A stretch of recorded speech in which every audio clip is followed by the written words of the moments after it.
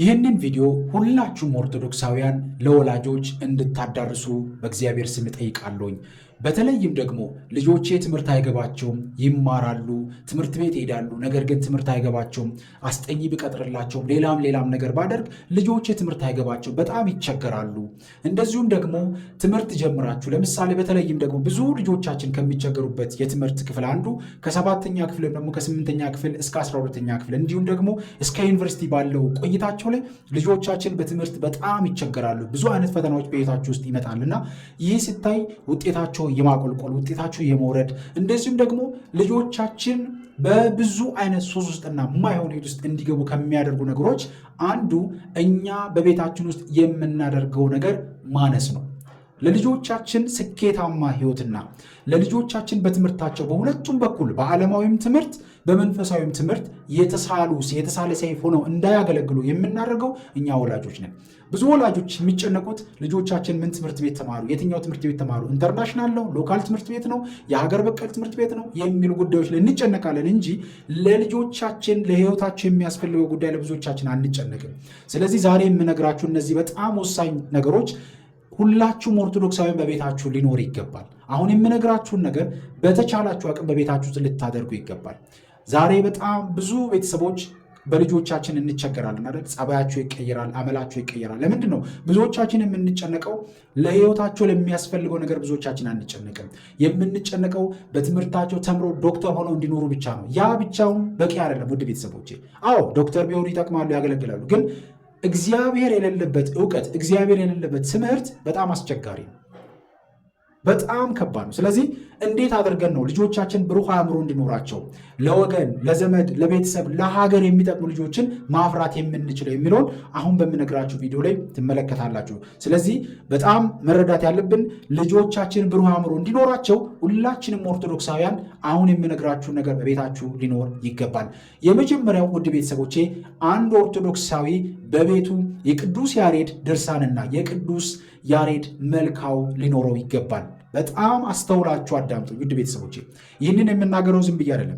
ቅዱስ ያሬድ በመጀመሪያ ትምህርት አይገባው ነበር፣ በጣም ይቸገር ነበር። በትምህርቱ ደጋግሞ ይወድቅ ነበር፣ ይፈተን ነበር፣ ይቸገር ነበር። ስለዚህ በመጨረሻም ላይ እግዚአብሔር እውቀቱን ገልጾለት ዛሬ በቤተ ክርስቲያናችን ትልልቅ የሚባሉ መጽሐፍቶችን፣ ድርሰቶችን የደረሰ አባታችን ነው። በረከቱ ይደርብን። ስለዚህ ቅዱስ ያሬድ መጀመሪያ ላይ ትምህርት ቢከብደውም በትዕግስትና በጸሎት ለታላቅ ምስጢር በቅቷል። ቤተሰብ በጋራ በመሆን የቅዱስ ያሬድን መልክና ድርሳን መጸለይ ትልቅ በረከት አለውና ሁላችንም ኦርቶዶክሳውያን ይህንን ልናደርግ ይገባል። በጣም መጠንቀቅ አለብን። ዛሬ ብዙ ቤተሰቦች ልጆቻቸውን ሰንበት ትምህርት ቤት ስለላኩ ብቻ ልጆቻቸው በሰንበት ትምህርት ቤት ብቻ ስለሄዱ ጎበዝ ተማሪ፣ ብሩህ እውቀት ያላቸው እንዲሆኑ ብቻ ያደረገ ይመስላቸዋል። ያ መልካም ሆኖ ሳለ ግን ልጆቻችን በእውቀት በእግዚአብሔር እውቀት ይሄ ዝም ብሎ ዓለማዊ ነገር ብቻ የሚሰበሰብበት ሳይሆን እግዚአብሔር ምሪት ያለበት እውቀት ይዘው እንዲያድጉ በዓለማዊም በኩል በመንፈሳዊም በኩል የተሳሉ በሁለቱም በኩል የተሳሉ ሰይፍ ሆነው ለሀገርም ለወገንም ለቤተሰብም የሚበቁ የሚጠቅሙ እንዲሆኑ በቤታችን የቅዱስ ያሬድን ድርሳን መልክ ልንጸልይ ይገባል። ይህንን አድርገን አምላከ ቅዱስ ያሬድ ልጆቼን ባርክልኝ፣ ልጆቼን ጠብቅልኝ፣ ሞገሱን ኃይሉን እግዚአብሔር አምላካችን ላክልኝ ብላችሁ የቅዱስ ያሬድን መልክና ድርሳን በቤታችሁ ስትጸልዩ ይህ በረከት በልጆቻችሁ ላይ ይኖራል። ለዘል እስካላችሁበት ዘመን ድረስ እነዚህ ልጆች በዚህ መንገድ ውስጥ እናንተን የሚያገለግሉ የሚታዘዙ፣ ለወገን ለጎረቤት ለሌላውም ሰው የሚጠቅሙ ሆነው እንዲያድጉ ይሆናሉ ማለት ነው። ዛሬ ብዙ ልጆች ይቸገራሉ። ትምህርት ጀምረው የማይቀጥሉ፣ ትምህርት የሚያስጠላቸው፣ የሚያንገሸግሻቸው በጣም በብዙ አይነት ፈተና ውስጥ የሚገኙ ማለት ነው እና አንድም በእውቀታችን በተለያየ ነገር የገባው መንፈስ ራሱ ትምህርታችንን እንዳንማር በትምህርታችን ውጤታማ እንዳንሆን በዙሪያችን እያንዣበበ የሚያገሳው ዲያብሎስ በዙሪያችን እየተሽከረከረ እድላችንን የኛ የሆነን እውቀት የኛ የሆነን በረከት ለመቀማት በዙሪያችን እያደባ ሁሉንም ነገር እንድንጠላው ያደርገናል። በዓለማዊና በስጋ ፍላጎትና በስጋ አስተሳሰብ እንድንሄድ እግዚአብሔር ለኛ ያዘጋጀውን ነገር እንዳንጠቀሙ ዘወትር ይታገለናል። ይህንን ለማሸነፍ ደግሞ የቅዱስ ያሬድን ድርሳኑን መልኩን ስንጸልይ ዲያብሎስ አይወደውም። ስለዚህ ይሸነፋል፣ ከሕይወታችን ይርቃል ማለት ነውና ይህንን በጣም ማድረግ ያስፈልጋል። ስለዚህ ሁላችንም ኦርቶዶክሳውያን ቤታችን ውስጥ የቅዱስ ያሬድ ድርሳንና መልኩ ሊኖረን ይገባል ማለት ነው። መጽሐፍ ቅዱስ በተደጋጋሚ እንደሚነግረን ለምኑ ይሰጣችሁማል፣ ፈልጉ ታገኙማላችሁ፣ መዝጊያን አንኳኩ ይከፈትላችሁማል ብሎ በማቴዎስ ወንጌል ምዕራፍ 7 ከቁጥር 7 ላይ እንደተነገረው ቅዱስ ያሬድ አንኳኩቶ የተከፈተለት ታላቅ አባት ነውና የዚህን አባት የእኚህን አባት በረከት እየጠየቅን ስለዚህ እኛ አባት የጠቀሙትን እኛም እያደረግን የቅዱስ ያሬድ ረድኤቱ በረከቱ በእኛ ላይ እንዲያድርብን እግዚአብሔር ለሱ እንደገለጸ ለኛም እንዲገልጽልን ልንጸልይ ልናደርግ ይገባል ማለት ነውና ልጁ በቤታችን ውስጥ የቅዱስ ያሬድ መልክን በጋራ እንደ ቤተሰብ ልንጸልይ ይገባል። ዛሬ ብዙዎቻችን የምንጨነቀው ለልጆቻችን ልብስ፣ ለልጆቻችን ጫማ፣ ለትምህርት ቤታቸው ብቻ ነው እንጂ እንደዚህ አይነት መንፈሳዊ ጉዳዮች ላይ በደንብ ልንሰራ ይገባል። በሀገር ውስጥም ከሀገር ውጭም ያላችሁ ቤተሰቦች ይህንን ልታደርጉ ይገባል። የዘወትር ጸሎታችሁ፣ የዘወትር ስግደታችሁ፣ ሌሎችንም ጸሎቶች መዝሙረ ዳዊትን የምትጸሉት እንዳለ ሆኖ የቅዱስ ያሬድን ድርሳንና መልክ ግን በቤታችሁ ሊኖር ይገባል። በፒዲኤፍ ካላችሁ በኖርማል በትልቁ በድርሳኑ ካላችሁ እሱ ከሌላችሁ ደግሞ በስልክም ካላችሁ አብራችሁ በጋራ ይህንን ማድረግ በጣም አስፈላጊ ነው። ልጆች ትምህርት ሲከብዳቸው ተስፋ እንዳይቆርጡ የቅዱስ ያሬድን መልካ ሲጸልዩ አእምሮን የሚከፍት አምላከ ያሬድ እንዲረዳቸው በጽኑ እምነት እንዲጠይቁ ማስተማር ያስፈልጋል። በዚሁም ልጆች የቅዱስ ያሬድን ፈለግ እንዲከተሉ የቅዱስ ያሬድን የሕይወቱን ታሪክ እየነገርን ስናሳድጋቸው ልጆች ቅዱስ ያሬድ በሄደበት መንገድ እንዲሄዱ ማድረግ እንችላለን ማለት ነውና ስለዚህ ይህንን ማድረግ አስፈላጊ ነው። ሁለተኛው ደግሞ በጣም ብዙዎቻችን የማናደርገው የወላጆች ምርቃትና ጸሎት ነው። ብዙዎቻችን እዚህ ጋር ትንሽ ክፍተት ያለብን ይመስለኛል። ትንሽ ብቻም አይደለም፣ በጣም ብዙ ክፍተቶች ይኖራሉ። ስንቶቻችን እንደምናደርግ ባላውቅም እኔ በግሌ ግን የወላጆች ጸሎት በጣም አስፈላጊ። እኔ ቤት እናቴ ጋር በደወልኩ ጊዜ ወይም እናቴን በማናገራት ጊዜ ጸልይልኝ ነው የምላት። ምክንያቱም የእናት ጸሎት የአባት ጸሎት ጠብ አይልም። ውድ ቤተሰቦቼ ዛሬ ብዙ ዋጋ እየከፈልን ያለነው እናት አባቶቻችን ስለማይጸልዩልን ነው። ከልጅነታችን ባደግንባቸው መንገዶች ሁሉ እናት አባቶቻችን ከሆኑ ጊዜያት በኋላ ልጆቻችን የት ቀሩ ብለው የማያስቡ ሰዎች እኮ ይኖራሉ።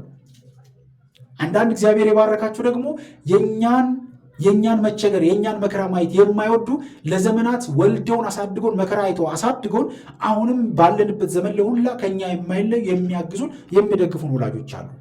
ስለዚህ የእናት የአባት ምርቃት በጣም አስፈላጊ ነው ውድ ቤተሰቦች። ስለዚህ የወላጅ ምርቃት ለልጅ ሕይወት ስኬትና ለእውቀት መከፈት ትልቅ መሳሪያ ነውና የእናት የአባት ጸሎት ምርቃት በጣም አስፈላጊ ነው።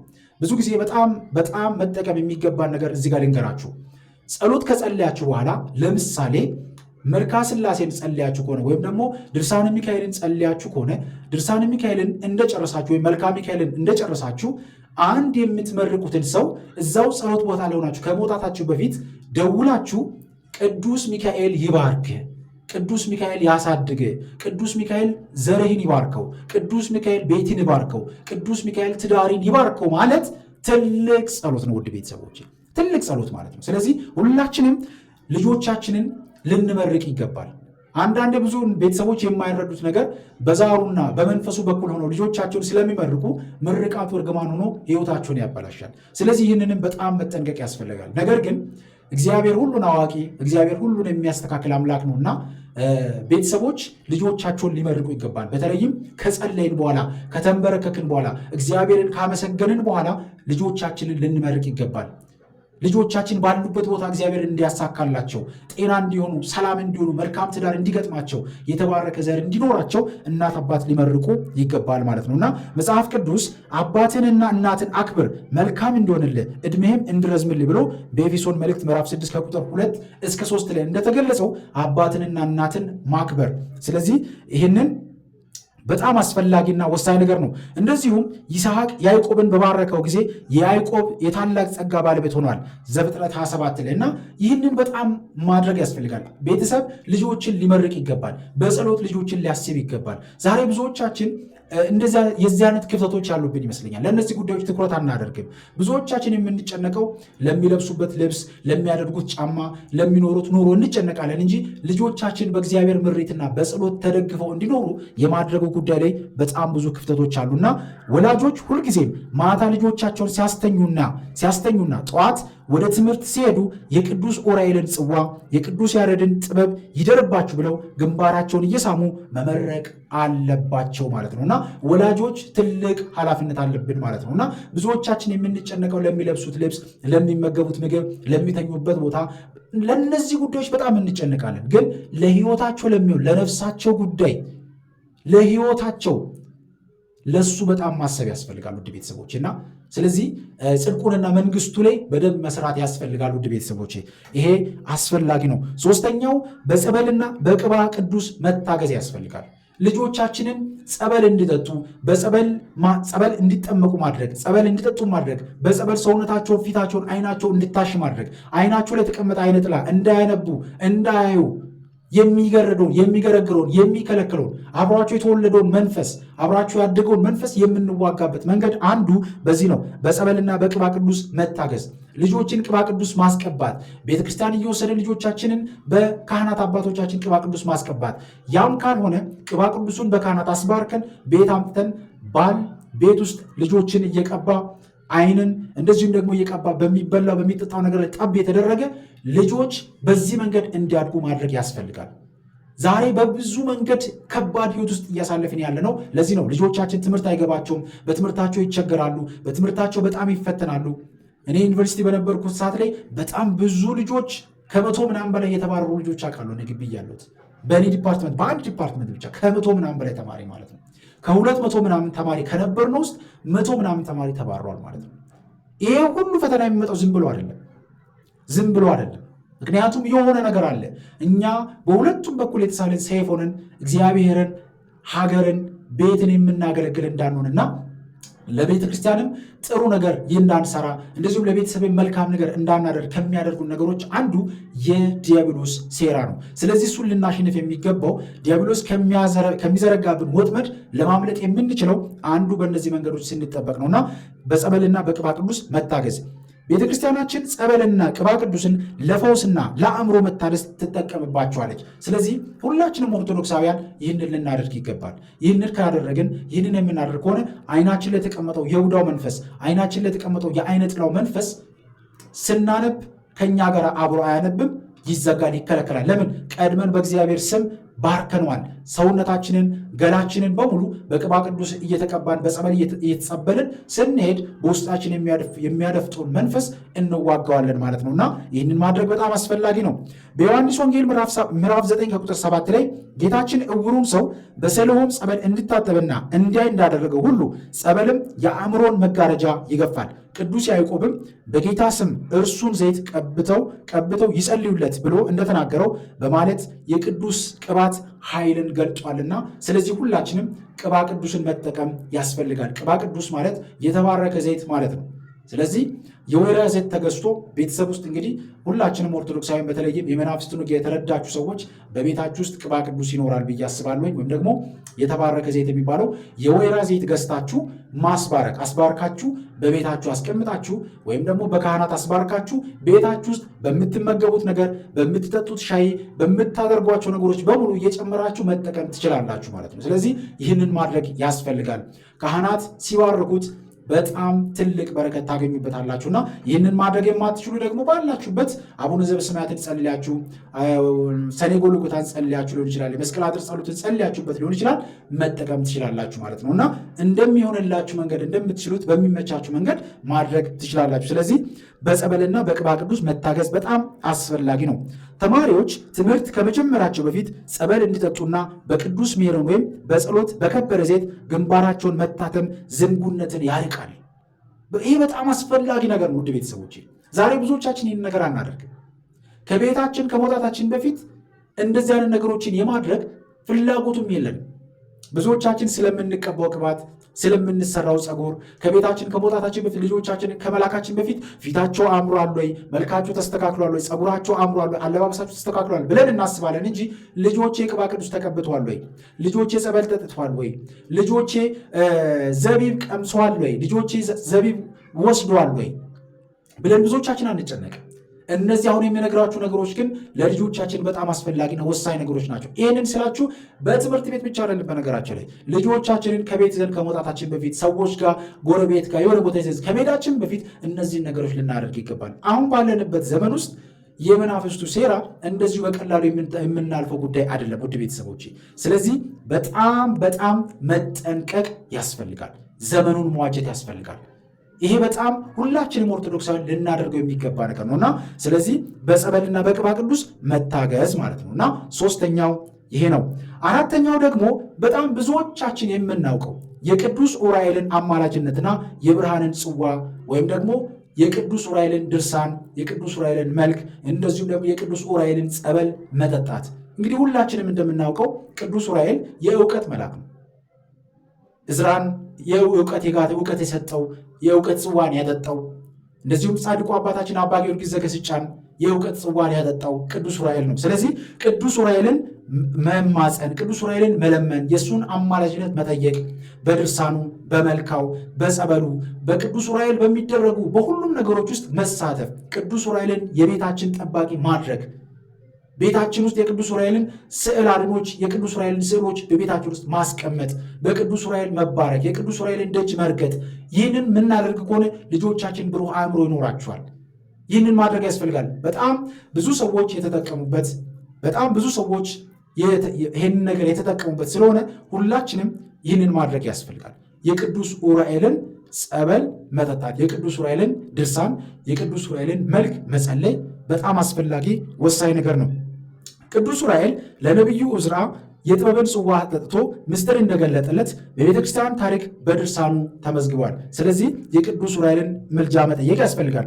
በዕዝራ ሱቱኤል ምዕራፍ 13 ከቁጥር 3 እስከ 10 ላይ መልአኩ ቅዱስ ዑራኤል ለዕዝራ መጽሐፍትን የመረዳትና የመተርጎም ኃይል እንደሰጠው ተጽፏል። ስለዚህ አንድ ኦርቶዶክሳዊ የቅዱስ ዑራኤልን መልክ ሲጸልይ፣ የቅዱስ ዑራኤልን ድርሳን ሲጸልይ፣ የቅዱስ ዑራኤል የሆኑ ነገሮችን በሚያደርግበት ጊዜ የቅዱስ ዑራኤል ረድኤት በረከት ያድርበታል። ቅዱስ ዑራኤልም ሞገሱን ጥበቡን ይገልጥለታል ማለት ነው።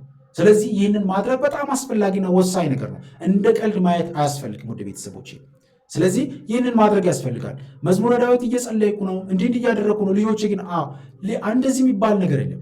የምንችለውን ነገር ሁሉ ልናደርግ ይገባል። መዝሙረ ዳዊት መጸለይ ትልቅ እውቀት፣ ትልቅ በረከት፣ ትልቅ ጥበብ የምናገኝበት ነው። እነዚህ ደግሞ ተጨማሪ ነገሮች ናቸው። ማድረግ ያስፈልጋል። እግዚአብሔር በየትኛው በኩል እኛን እንደሚቀይረን፣ እግዚአብሔር በየትኛው በኩል እኛን እንደሚፈውሰን፣ እግዚአብሔር በየትኛው በኩል የጎደለውን ነገር እንደሚሞላልን እኛ አናቅም። ብቻ ግን እኛ ምን እናድርግ? እንስራ፣ እንሞክር፣ አቅማችን የፈቀደውን ነገር እናድርግ። ዘወትር ከእግዚአብሔር ጋር ለመሆን በዛ መንገድ ውስጥ እንመላለስ። ይህንን ካደረገን እግዚአብሔር የሚያስፈልገን ነገር ይሰጠናል ማለት ነውና በቤት ውስጥ የቅዱስ ዑራኤልን ድርሳን በጋራ መጸለይና ልጆችም ቅዱስ ዑራኤል ሆይ አእምሮዬን እንደ ዕዝራ አብራው ብለው እንዲማጸኑ ማድረግ እውቀትን ያሰፋል፣ እውቀትን ይሰጣል። ስለዚህ ልጆቻችንም የቅዱስ ዑራኤልን ረድኤት በረከት ይዘው እንዲያድጉ፣ እንደዚሁም ስለ ቅዱስ ዑራኤል በደንብ እንዲረዱ፣ ስለ መላእክት እውቀት እንዲኖራቸው እያደረግን ልጆቻችንን ማሳደግ በጣም አስፈላጊ ነው። አሁን በዚህ በኢንተርኔቱ ዓለም ላይ ልጆቻችንን ሁሉንም ነገር ነው አግዘን የሚሰጣቸው። በቲቪ የምንከፍትላቸው ነገር የተመረጠ አይደለም። በኢንተርኔቱ የምንከፍትላቸው አሁን ስልካችን ልጆቻችን ጋር ያለው ብዙ ቤተሰብ ቤቱ ሲመጣ እንኳን ስልኩን ከልጆቹ የሚያርቅ አይደለም። ስለዚህ በብዙ መንገድ እየተጎዳን ያለ ነው ራሳችን ቤተሰብ በምንፈጥረው ጉዳይ ስለሆነ ልንጠነቀቅ ይገባል ማለት ነውና የቅዱስ ዑራኤልን አማላጅነት መጠየቅ፣ ድርሳኑን መልኩን መጸለይ፣ ጸበሉን መጠጣት፣ በጸበሉ መጠመቅ በጣም አስፈላጊና ወሳኝ ነገር ነው። ልጆቻችንን በዚህ መንገድ ውስጥ ስንወስዳቸው ልጆቻችን እውቀት ብሩህ አእምሮ ይኖራቸዋል። ነገ ለእኛ ብቻ አይደለም ለሀገር፣ ለወገን፣ ለቤተሰብ የሚጠቅሙ ይሆናሉ። የወደቁትን የሚያነሱ፣ የተራቡትን የሚያበሉ፣ የታረዙትን የሚያለብሱ ይሆናሉ። ስለዚህ ልጆቻችንን በዚህ መንገድ ልናሳድግ የሚገባው እነዚህን ነገሮች በቤታችን ውስጥ ስናደርግ ነው ማለት ነው እና የመጀመሪያው የቅዱስ ያሬድን ድርሳንና መልክ በቤታችን እንዲኖር ማድረግ ነው። በቅዱስ ያሬድ ጋር የሚገናኙ ማንኛውንም ነገር ለቤታችን ለልጆቻችን ማሳየት በጣም አስፈላጊና ወሳኝ ነገር ስለሆነ ሁላችንም ይህንን ልናደርግ ይገባል። ሁለተኛው እንዳልኳችሁ የወላጆች ምርቃት ነው። የወላጆች ምርቃት እንደ ቀልድ እንዳታዩት ውድ ቤተሰቦቼ። እኔ ሁሌም የምናፍቀው ነገር ነው። እናት አባት ሲመርቅ የተበላሸው ይስተካከላል፣ የተዘጋው ይከፈታል። እውነቴን ነው የሚላችሁ። እናት አባቶቻችሁ በእውነት እንዲያግዟችሁ፣ እናት አባቶች እንዲመርቋችሁ ጠይቁ። አሁን በብዙ መንገድ የሚተፈተኑ ሰዎች እናት አባቶች እንዲመርቋችሁ ጠይቁ። ስታወሯቸው እባክሽን እናቴ ጸሎት አድርግልኝ፣ አባቴ ጸልይልኝ እያላችሁ መጠየቅ አለባችሁ። እኔ ጠይቃለሁ እንደዚህ እያልኩ፣ ምክንያቱም ብዙ በረከት የሚገኝበት መንገድ ይሄ ስለሆነ ማለት ነውና ሁላችንም እንዲህ ልናደርግ ይገባል። ሶስተኛው በጸበልና በቅባ ቅዱስ መታገዝ ነው ብያችኋለሁ። አራተኛው የቅዱስ ዑራኤልን አማላጅነት መጠየቅ፣ ድርሳኑን መልኩን መጸለይ በጣም አስፈላጊ ነው ማለት ነው። አምስተኛው ደግሞ ለትህትናና ለትምህርት መገዛት ነው። በጣም አስፈላጊና ወሳኝ ነገር ነው። እነዚህ ነገሮች እንደ ቀልድ የሚመጡ ነገሮች አይደሉም። ዛሬ ብዙዎቻችን ልጆቻችንን ሰንበት ትምህርት ቤት ስንልካቸው ልጆቻችን ሄደው ከመጡ በኋላ ያለውን ነገር ሲጠይቁንም አንመልስም። በጣም ብዙ ፈተናው ደግሞ ይሄ ነው።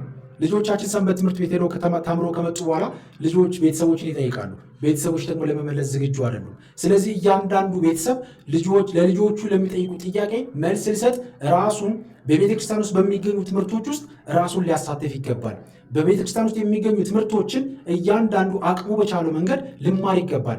የሰርክ ጉባኤም ተምሮ ይሁን በቤተክርስቲያን ውስጥ የሚገኙ ትምህርቶችን ገብቶ ተምሮ አውቆ ለልጆቹ ጥያቄ ሊመልስ ይገባል እና ከነዛ ውስጥ ትህትናና ለትምህርትን መገዛት ነው። እውቀት የሚገኘው በትህትና ልብ ውስጥ ነው። ትዕቢተኛ አእምሮ አዲስ እውቀትን አይቀበልም። ስለዚህ ልጆቻችንን በዚህ መንገድ ማሳደግ ያስፈልጋል።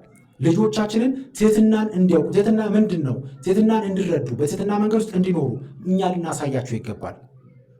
እውቀት እንደሚያስፈልግ፣ እውቀት ከእግዚአብሔር የሚገኝ እንደሆነ፣ እውቀት የእግዚአብሔር እንደሆነ፣ እግዚአብሔር ራሱ እውቀት እንደሆነ፣ እግዚአብሔር ጥበብ እንደሆነ ልናስተምር ይገባል። ስለዚህ ይህንን የምናደርግ ከሆነ ልጆቻችን በዛ መንገድ ውስጥ ይላሉ። ይሄ አላስፈላጊ ኮተት ምናምን ውስጥ እየገቡ ትምህርት አልገባኝም፣ እንዲህ እንዳልሆንኩም፣ ትምህርት አይገባኝም። አንዳንድ ቤተሰብ እኮ በዚህም ዘመን ልጆቻቸው ትምህርት ስላልገባላቸው ስርማሽ ቅጠል በጣሹ ጋር ሄደው በአፍልሆና በአብሾ መልክ ለልጆቻቸው የእውቀት ብሎ አምጥቶ ይሰጣሉ። እውቀትን የሚሰጥ እግዚአብሔር አምላክ ብቻ ነው። ስለዚህ ከዛ ውጭ የሚገኘው በሙሉ ከአጋንንት ነውና ልንጠነቀቅ ይገባል። ስለዚህ ልጆቻችንን በእውቀት በትህትና ልናሳድጋቸው ይገባል። ልጆች ትህትና ከሌላቸው ትዕቢት የሚባል ነገር ይመጣል። ትዕቢት ደግሞ ከዲያብሎስ ነው። ስለዚህ ዲያብሎስ በሕይወታችን ውስጥ ገብቶ ትዕቢተኛ ያደርገናል። ትዕቢተኛ የሆነ ሰው ደግሞ ትምህርት በጭራሽ አይሆነው። ስለዚህ ለምንድን ነው? ምክንያቱም ትዕቢተኝነት ባለበት ላይ እግዚአብሔር አይኖርም። ትዕቢተኛ ልብ ከእግዚአብሔር ጋር አይደለም። ስለዚህ ይሄ በጣም መጠንቀቅ ማወቅ የሚገባ ነገር ነውና እግዚአብሔር ትዕቢተኞችን ይቃወማል፣ ለትሑታን ግን ጸጋን ይሰጣል። ስለዚህ ትህትና ሲኖረን እግዚአብሔር ጸጋን ይሰጠናል። የምን? የመለየት፣ የማወቅ፣ የመማር፣ የእውቀትን ጸጋ እግዚአብሔር ይሰጠናል።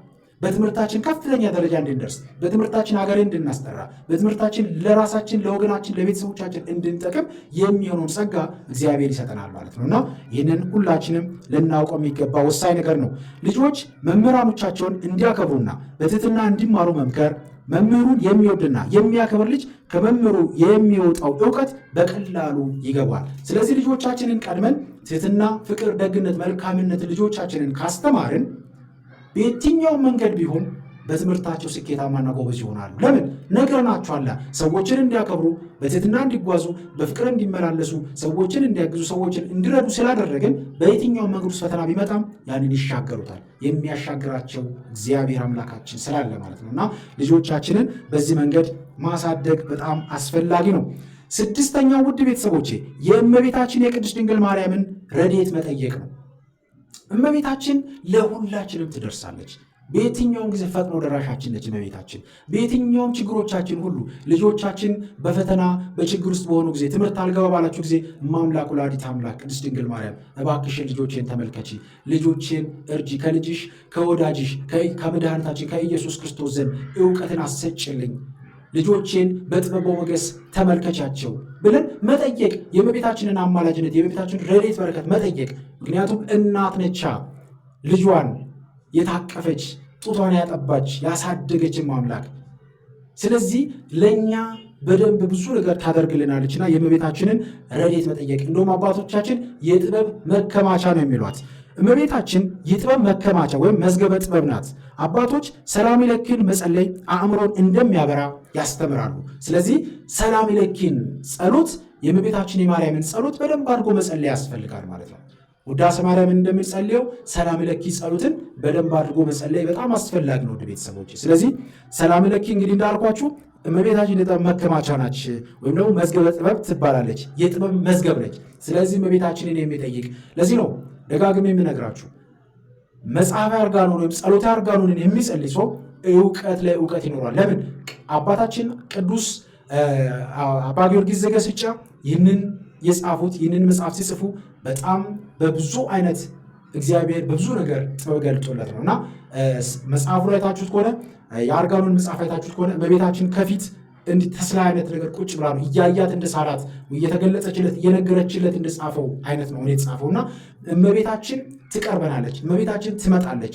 ቅዱስ ዑራኤልም ተገልጦ እንዳናገረው የእውቀትን ጽዋ የእውቀትን ጥበብ እንደሰጠው እንደዚሁ በተለያዩ ድርሳናት ላይ በተለያዩ መዝገብ ላይ ተጽፎ ይገኛልና ይህንን በጣም ማወቅ አስፈላጊ ነው። ወደ ቤተሰቦቼ በሉቃስ ወንጌል ላይ ከዛሬ ጀምሮ ትውልድ ሁሉ ብፅዕት ይሉኛል ተብሎ የተነገረው እመቤታችን በልቧ የእግዚአብሔርን ቃል ትጠብቅና ታሰላስል እንደነበር ልጆችም ቃል እግዚአብሔርና ትምህርትን በልባቸው እንዲያሳድሩ የእሷ አማላጅነት በጣም ያስፈልጋቸዋልና ስለ እመቤታችን እንዲያውቁ ማድረግ፣ እመቤታችንን እንዲወዱ ማድረግ፣ የእመቤታችንን መዝሙር መክፈት፣ ከእመቤታችን ጋር የሚገናኙ ነገሮችን በደንብ አድርጎ ለልጆች ማሳየት ልጆቻቸው በትምህርታቸው በእውቀታቸው ብሩህ አእምሮ እንዲኖራቸውና ወዳጅ ጓደኛ ዘመድ ቤተሰብን የሚያከብሩ ለሀገር የሚጠቅሙ ለወገን የሚጠቅሙ ፍሬ የሚያፈሩ 30 60 100 ፍሬ አፍርተው የሚጠቅሙ እንዲሆኑ ይህንን ማድረግ በጣም አስፈላጊ ነው ቤተሰብ። ስለዚህ የእመቤታችን የቅድስት ድንግል ማርያምን ረድኤት አማላጅነት መጠየቅ፣ ሰላም ለኪን መጸለይ፣ ከእመቤታችን ጋር የሚገናኙ ጸሎቶችን መጸለይ በጣም አስፈላጊ ነው። ውድ ቤተሰቦች ልጆች በየቀኑ መዝሙረ ድንግልን ወይም ደግሞ ሰላም ለኪን በመጸለይ ከእናታቸው ከድንግል ማርያም ጥበብን እንዲለምኑ ማድረግና ልጆችን በዛ መንገድ ውስጥ እንዲሄዱ ማሳየት በጣም አስፈላጊ ነው። እኔ ደግሞ በዚሁ በተጨማሪ ምን እጨምራለሁ መሰላችሁ ወደ ቤተሰቦቼ ሰላም ለኪን እንደዚሁም ደግሞ ሌሎችን የእመቤታችንን ጸሎቶች በምትጸልዩበት ጊዜ ደግሞ ለእመቤታችን የጸጋ ስግደት ወይም የክብር ስግደትንም ጨምራችሁ መስገድ በጣም አስፈላጊ ነው። ስግደት የሚሰግድ ሰው ብሩህ አእምሮ ይኖረዋል። ራሱን የማስገዛት በትህትና ዝቅ ማድረግ ነገር ስለሚኖረው ራሱን በዛ መንገዱ ሲሄድ ልጆቻችንን ስግደት እንዲሰግዱ ከልጅነታችሁ ጀምሮ እያሳየን ማሳደግ አለብን። እናንተ ስትንበረከኩ ልጆቻችሁን እንዲሰግዱ ስታደርጉ ልጆችም እየሰገዱ በዛ መንገድ ውስጥ እያንዳንዱን የስግደት መንገድ እየተረዱ እንዲሄዱ ማድረግ ትችላላችሁ። ስለዚህ ይህንን ማሰብ በጣም አስፈላጊ ነው። የመጨረሻውና በጣም ለሁሉም አሁን ላነሳሁት ነገር ሁሉ አስፈላጊው ነገር ፍርሃ እግዚአብሔርን ልጆች እንዲያውቁ ማድረግ ያስፈልጋል። ወይም ደግሞ መፍራተ እግዚአብሔርን የእውቀት ሁሉ መሰረት እግዚአብሔርን መፍራትና በስነ ምግባር መኖር መሆኑን ለልጆቻችን ልናሳይ ይገባል። የጥበብ ሁሉ መጀመሪያ እግዚአብሔር ነው። ምንድነው የሚለው መጽሐፍ ቅዱስ? የጥበብ መጀመሪያ እግዚአብሔርን መፍራት ነው ተብሎ በመጽሐፈ ምሳሌ ምዕራፍ 1 ከቁጥር 7 ላይ እንደተገለጸው የጥበብ ሁሉ መጀመሪያው እግዚአብሔር መሆኑን፣ የጥበብ ሁሉ አስገኚ እግዚአብሔር፣ የጥበብ ሁሉ መነሻውም መጨረሻውም አስገኙ እግዚአብሔር እንደሆነ ልጆቻችን እንዲያውቁ ይገባል። ይህንን ካወቁ ስርማሹ ይመጣ ልጆቻችን አይደናገጡም። ጠንቋዩ ይመጣ ልጆቻችን አይሳሳቱም፣ አይወድቁም። ለምን? ቀድመን እግዚአብሔርን እንዲያውቁና በእግዚአብሔር መንገድ ውስጥ እንዲሄዱ ፍርሃ እግዚአብሔር እንዲኖራቸው ልጆቻችንን ስላደረግናቸው ልጆቻችን በዛ መንገድ ውስጥ እንዲሄዱ ማድረግ እንችላለን። ሰለሞን ጥበብን ያገኘው እግዚአብሔርን በመፍራቱና እርሱን ደስ የሚያሰኝ ልብ በመፈለጉ ነው፣ በአንደኛ ነገሥት እንደተጻፈው ማለት ነውና ስለዚህ የሰለሞንን ጥበብ ሰለሞን እግዚአብሔር የሰጠው ጥበብ ነው እያልኩት ያለሁት። ሰለሞን እግዚአብሔር የሰጠውን ጥበብ ተጠቅሞ ብዙ ነገር እንዳደረገ ብዙ ነገር እንደሰራ፣ ስለዚህ እኛም የእግዚአብሔርን ጥበብ ልናገኝ የምንችለው በዚህ መንገድ ስለሆነ በዚህ መንገድ ልንጓዝ ይገባል። ልጆች በትምህርታቸው ጎበዝ እንዲሆኑ ከፈለግን በመጀመሪያ እግዚአብሔርን እንዲፈሩ ከኃጢአት እንዲርቁና በቅድስና እንዲኖሩ ማስተማር አለብን። ንጹሕ ልብ ለእውቀት የተዘጋጀ መሬት ነውና። እነዛ አራቱ ልቦች ብዬ ከዚህ በፊት የነገርኳችሁ የትኛው ነው? መልካም መሬት ላይ የወደቀው መልካም መሬት ላይ የወደቀው ልብ ሆኖ እንዲኖሩ እግዚአብሔርን መፍራት፣ የእግዚአብሔርን ፍቅር፣ ከእግዚአብሔር ጋር የመኖርን የቅድስና የመልካምነት ሕይወትን ለልጆቻችን ልናስተምር ይገባል ማለት ነውና በጣም አስፈላጊና ወሳኝ ነገር ነው። ውድ ኦርቶዶክሳውያን ይህ መልእክት በጣም ለብዙዎቻችሁ ይጠቅማል ብዬ አስባለሁ። ስለዚህ ሁላችንም ኦርቶዶክሳውያን እነዚህን ነገሮች ልናደርግ ይገባል። ቤተሰቦች ይህንን በደንብ አስተውሉ። እነዚህን 7 መፍትሄዎች በቤት ውስጥ በተግባር ሲያውሉ የቅዱስ ያሬድና የቅዱስ ዑራኤልን ድርሳንና መልካ በጋራ መጸለያችሁን በጭራሽ አትዘንጉ። ጸሎቱ ሲጠናቀቅ ልጆቹ በትጋት እንዲያጠኑና መጽሐፍትን እንዲያነቡ ማበረታታት የሰው ድርሻና የእግዚአብሔር ረድኤት ተዳምሮ ሙሉ ውጤት ያመጣሉና ሁላችንም ይህንን ልናደርግ ይገባል። በመጨረሻም አምላከ ቅዱስ ያሬድና አምላከ ቅዱስ ዑራኤል ለልጆቻችን የጥበብንና የማስተዋልን መንፈስ ይስጥልን። እግዚአብሔር አምላካችን ልጆቻችንን በጥበብ በሞገስ ያሳድግልን። በሀገር ውስጥም ከሀገር ውጭም ያላችሁ ኢትዮጵያውያን እኔ እነዚህ አይነት ነገሮችን የማዘጋጀው ልጆች በጣም በብዙ መንገድ ስለሚቸገሩ፣ ልጆች በብዙ መንገድ ስለሚፈተኑ፣ በተለይም ደግሞ ከሀገር ውጭ ያሉ ልጆቻችን በዛ አካባቢ ባህልና ባለው ነገር ውስጥ በጣም ስለሚፈተኑ እኛ ኦርቶዶክሳውያን ደግሞ ልጆቻችንን በኢትዮጵያ ባህልና ስርዓት እዛ ያለው ስርዓት እንዳለ ሆኖ ልጆቻችንን ግን በእግዚአብሔር መንፈስና በፍቅር በመልካም መንገድ ውስጥ ልጆቻችንን ልናሳድግ የምንችለው ይህንን ነገር እንዲያውቁ ስናደርግ ነውና ሁላችንም ኦርቶዶክሳውያን ይህንን ልናደርግ ይገባል። ይህ ቪዲዮ መረጃ ከሰጣችሁ ከጠቀማችሁ፣ ለልጆቻችን ጠቅሞናል ወይም ደግሞ መረጃ ሰጥቶናል ብላችሁ የምታስቡ ከሆነ በኮሜንት ላይ ጻፉልኝ። የተጠቀማችሁ ደግሞ ተጠቅማችሁ ያያችሁ ልጆቻችሁን በዚህ መንገድ ያሳደጋችሁ ደግሞ ከታች ላይ ደስ ያላችሁን ይጠቅማል ብላችሁ የምታስቡትን ኮሜንት መጻፋችሁን እንዳትረሱ። እግዚአብሔር አምላካችን ከሁላችን ጋር ይሁን። ያስተማረን የመከረን የአባቶቻችን አምላክ እግዚአብሔር አምላካችን ዛሬም ዘወትርም በፍጥረት አንደበት ሁሉ ስሙ የተመሰገነ የተወደሰ ይሁን። ኢትዮጵያውያን ኤርትራውያን ቤተሰቦቼ በያላችሁበት ሰላም እግዚአብሔር ከሁላችሁ ጋር ይሁን። ይቆየን። አሜን።